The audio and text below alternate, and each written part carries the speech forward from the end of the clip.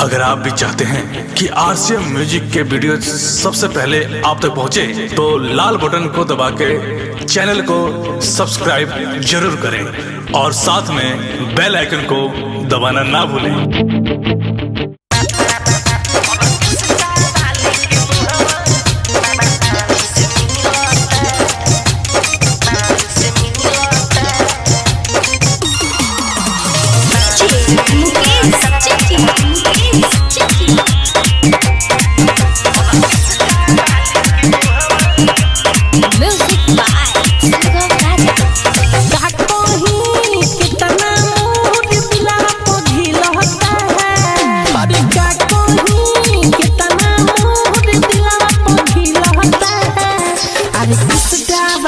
के मुहवा हमारा माल से मिलता, अरे किसका डाली के मुहवा हमारा माल से मिलता। देखिए तो जवानी हो मरुओं पे उझी रहता है, देखिए तो जवानी हो मरुओं पे उझी रहता।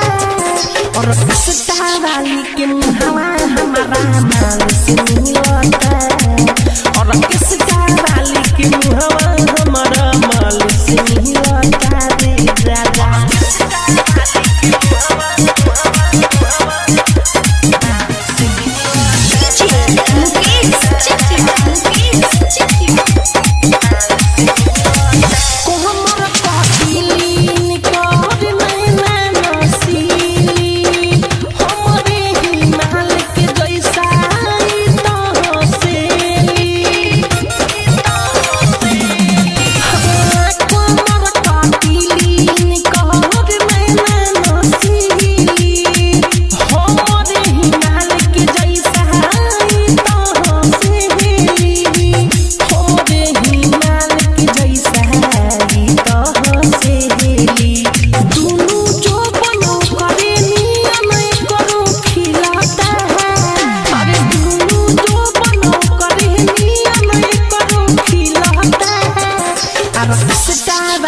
के मुहवा हमारा माल से मिलता, अरे किसका वाली के मुहवा हमारा माल से मिलता रे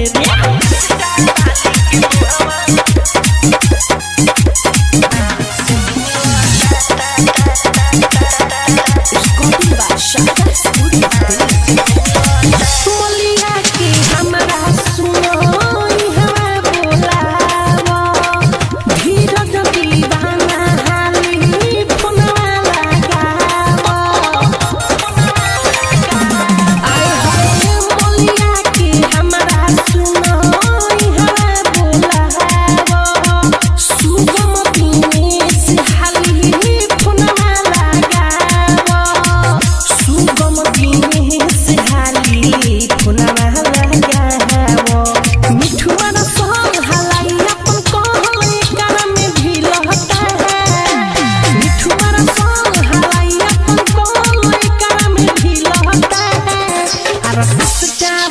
के मुहवा हमारा माल से मिलता, अरे किसका वाली के मुहवा हमारा माल से मिलता।